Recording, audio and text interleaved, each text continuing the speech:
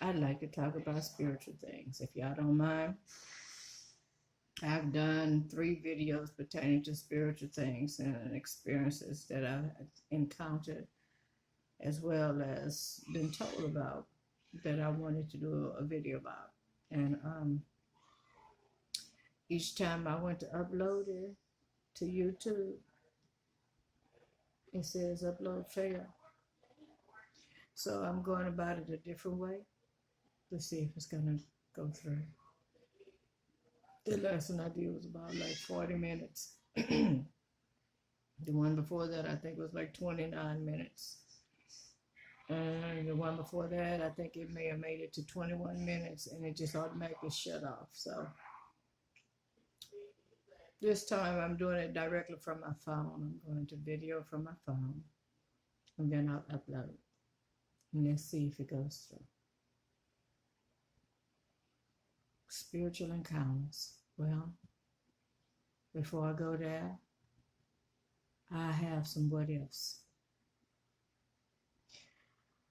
What if everything that you thought about yourself is a lie?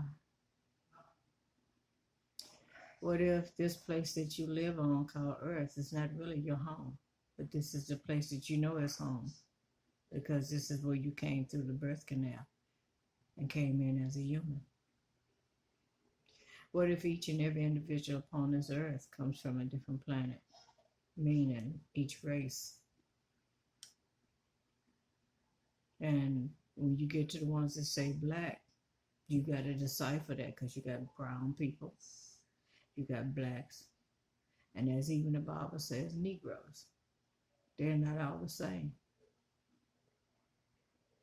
What if the Elohim, which is many, that help God, are these extremely intelligent beings or people from another place?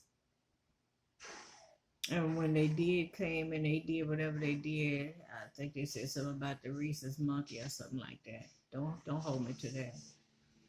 When they got to manipulating the genes and stuff like that, they engineered so good to the point that they put every nation, every people in the DNA. That's my only way of being able to understand this. That's what they did. And at a point in time, when whatever that is that's in the DNA matured, that's when that culture of people were able to come about. And not just color, but the hermaphrodites,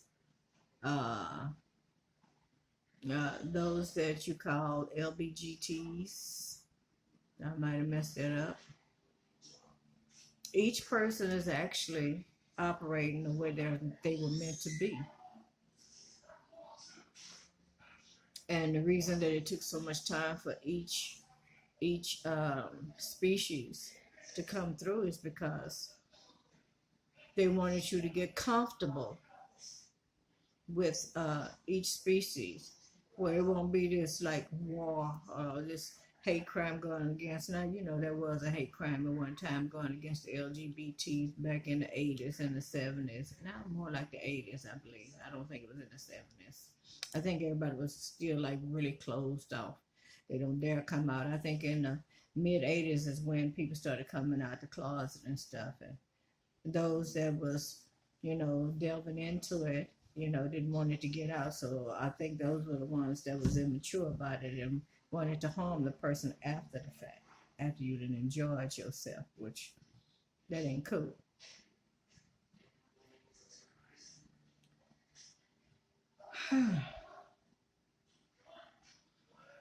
What if this place that we live on called Earth is actually a planet? I mean, not a planet, but it's a spaceship. We do know the Earth has a heart. We know the Earth is alive.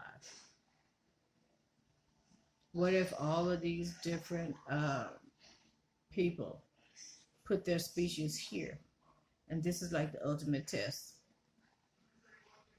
If we all can coincide and get along and be in harmony and don't see the color of our skin, but see each other as people and become unified, then those out there in the galaxy can come together too. But this is the ultimate test here. If we can pass it here, they out there can too. And then we all can come together.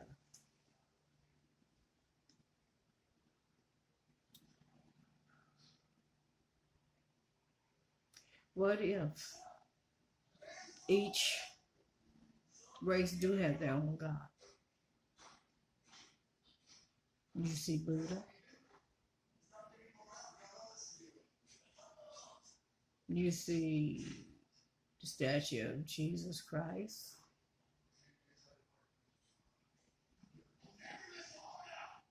And more. What if each people that were created has their own God? And who they pray to is their God. And who are we to say that they're praying to the wrong God?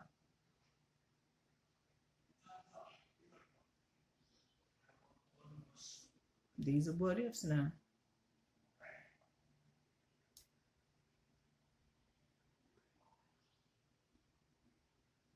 So, yeah.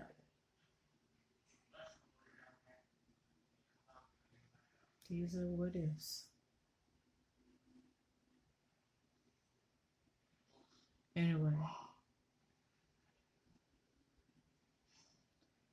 Yes, that's enough, I guess, right there to start to chew on and think about. What if? What if what she's saying is true? Why don't I just look into that and see if some of this what she's saying is true? To be honest with you, a lot of this stuff that I'm saying now, I kind of got wind of this here maybe about three or 4 years ago while driving down in the country. And I was like, wow. So here it is. What, 4 years, 4 years later, I'm putting it out here. And I've spoken with people in the in close vicinity pertaining to some of this stuff, and they were like, yeah, that do make a little sense, then. That could be just what's happening. You never know. But one thing I don't do is you can't cross nothing out. Majority of my life, I've always been a person that was believing. And I think they call that people with pure hearts. Because the Bible tells you, to the pure, all things are pure.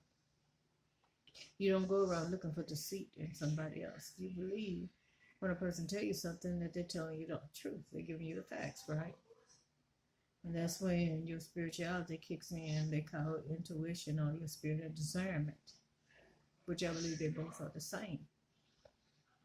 And they let you know yay, nay, among other things.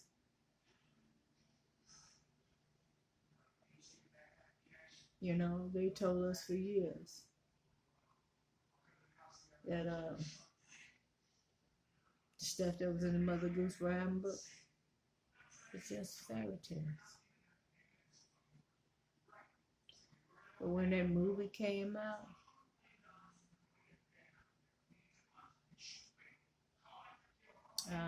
Edward and Bella, and she was writing a letter to his sister saying, you know, what about, I think it was like, what if all the stuff that we've been told is really true? They're all werewolves, you know. So what if it is true? Werewolves, fairies, trolls, which I found out they call witches also trolls, but I guess we can say that for another time. But that's another term for a witch. Uh, Leprechauns, uh, dinosaurs in different dimension, but you can still see them. You just have to be in the right place at the right time. What else? What else could I say? Just everything that you think is a fairy tale. What if you found out it really wasn't a fairy tale? And the reason that it was placed in books as fairy tales and stories is because they did not want to look like they were insane and be put in a padded room back in the day. Because, back then, if you thought you saw something, they want to hurry up and lock your butt up and run the paddy wagon and take you off to the insane asylum. We ain't having that. We ain't having that no more. There's no reason for people to have to go and be put on medication for seeing stuff that possibly is really there. And I see that as a system that have set things up because they don't want the people to know the truth. So let's medicate that person to the point where nobody believes them. We're going to make them look like a lie. We're going to make it look like that they're delusional. That everything they say, has no credibility. What if people that are actually insane, as they say, insane, or intellectually disabled, or mentally ill? What if these people are not really mentally ill and these people actually have are highly sensitive beings and that they're able to pick up on everything? But the problem is, it's because they're so open, their spirit is so open that other entities come in and they can go right on out. But then there's those that either haven't had a body before, or they had a body and they missed it, right? So they want to linger. And then people think that person's crazy. I'll give you an example. I know this one guy, they started talking about his name was Racehorse Joe or Racehorse Jackson, something like that. He kept saying that. And I said, you know what? I'm going to check it out. So I went on the internet, typed in the man's name and looked it up. Man dead. Man died. He had been dead for a few years. So I went back and I said, so who are you? And he said, my name is Racehorse such and such. I said, oh, okay. Well, Racehorse, did you know you died? He said, no, I'm not dead. I said, yeah, you died. And I told him how he died. He said, I'm not dead. I said, your body ceased to exist, but you still are here. Within about 5 minutes, Racehorse was gone.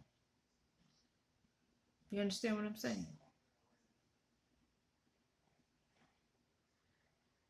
I'm letting you know that there are people that have left the body that are still walking around here enjoying themselves. They don't know that they're not in the body. They hadn't even realized they hadn't ate no food in a while. They're having just that much fun. Problem is that when they do realize they don't have a body and they try to take one, what you gonna do? I tell you what you do. First of all, you need to protect yourself. Cover yourself with the blood of Jesus, or cover yourself with God's Shekinah glory. Cover yourself the way you know how to protect yourself spiritually. Because I'm telling you what I know. They will try to find them another body. You got to be ready to say, you ain't getting in here. You ain't getting in here. No, you ain't getting in here. And when they realize that they just can't take a body, that's when you can call God's holy angels. Oh, how did we get here? Yeah, I jumped the whole way down. Well, let me tell you about that. because I'm a sensitive person. And I've been sensitive since probably before birth.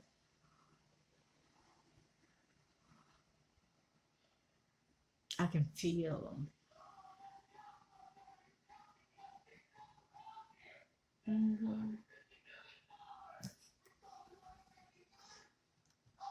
I've been tapped on the shoulder a few times while driving. Instead of being tapped on the shoulder, hands started touching me.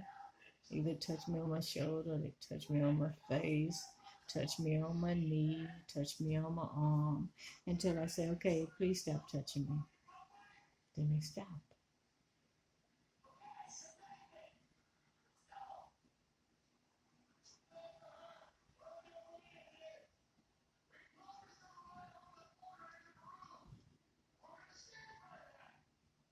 I used to go to the hospitals and pray for people a lot. They would tell me, they said, you can't go into intensive care if you're not, go in the room with the person, if you're not an actual family member. I said, I don't want to go in the room. I would go to hospitals to intensive care, and I would pray for people, especially those people that they say, they get ready to unplug, because they haven't recovered or something. To me, that was like my specialty. I really wanted to pray for that person. So I go and I pray my prayers, and then I tell myself I'll be back tomorrow to get the results.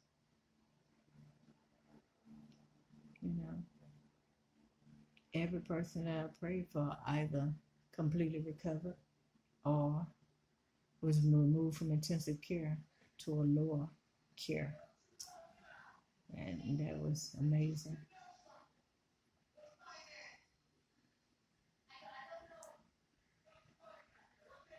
Do I take the credit? No. It's just something I like to do. And I'm sure there's many people out there just like me that love helping others. But going to the hospital and not praying for people and just going there just as a visitor, sometimes those people that have made their transition haven't actually left, and they just walking around and stuff. That movie Ghost Whispers, it was really close to home for me and a lot of other people. So here it is, you stand up talking to somebody, and you got somebody that know that you can see them or you can feel them. They right here. They looking you right in your face, but you pretend like you don't see them. I mean, you're not seeing them like I'm looking right at you, but you know they're there. Then they get in front of you, right? And you start talking to somebody else. And then they get on this side. Then they start talking to you. Hello. I know you can hear me. I know you can see me. Hello. Why are you pretending like you don't see me?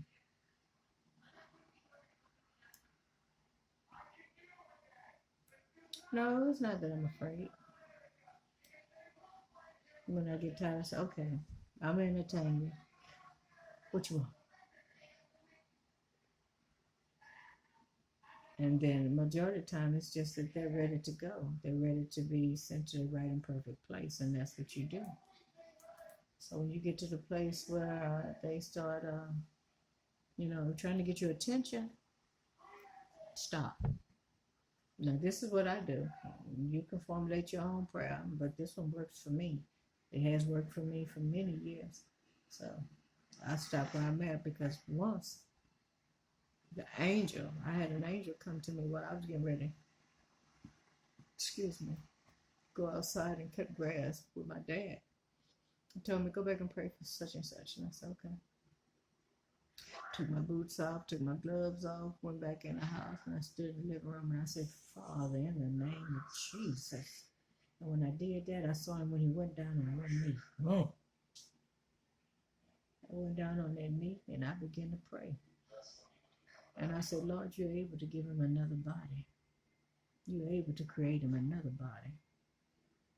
And when I said that, I could feel something happening in the atmosphere. It was like matter was beginning to create something. I might not have saw it, but I felt that. I felt that. So I knew God was creating him another body. You hear what I'm saying? Then I called and I asked for the angels. I said, Father, I ask that you send your most holy angel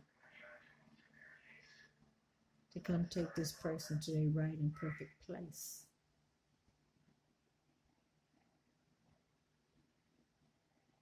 The young man got up off his knee. He told me, thank you. I felt him and the angel take about maybe one step and then they was gone. Just that fast. That's why I say angels move fast. And then your celestial body. Oh, you got more than one body. Oh, I done messed up right there. I got the opportunity to see me in another dimension. All of this is the same. But I'm a little bit skinny or something. But I move fast. Kind of put me in the mind of a video I saw on YouTube about this man that was saved by an angel that showed up and grabbed him out the middle of the street and put him on the side of the street right quick.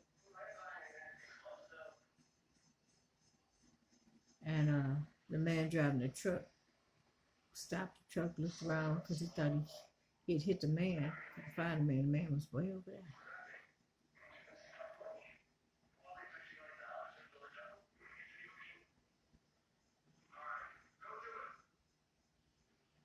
Forgive my background. They're playing a game. So, touching on spiritual things.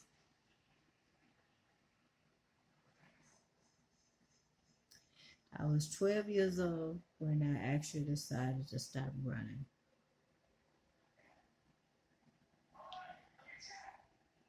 From a little child up until, I can't remember,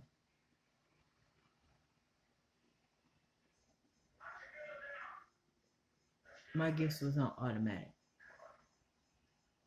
Just like a lot of people's is right now. You haven't actually tapped into your gifts. They're just going on by themselves. They show up, they show out when they feel like it.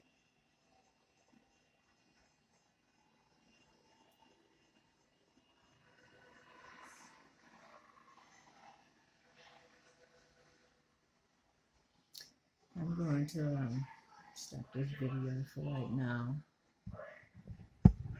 And I will come back. Oh, I forgot to say, I am Poetic Empress. If you like this video, please like, share, and subscribe, comment, in a respectful manner. If you have any questions, please leave them down below. I'll do my best to answer to the best of my ability. Yeah, there are more things I'd like to talk about, you know. I heard one of the tarot readers named Lulu, the House of Ocean, mention about the tree people.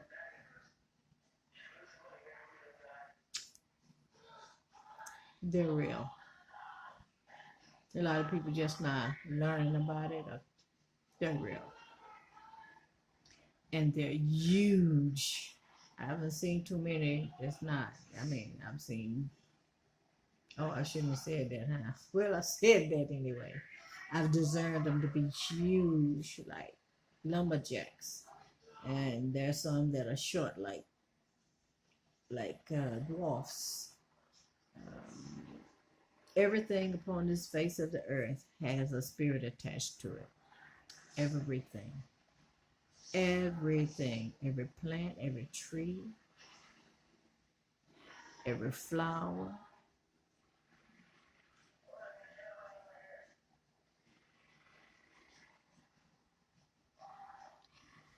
I'll be back in part 2.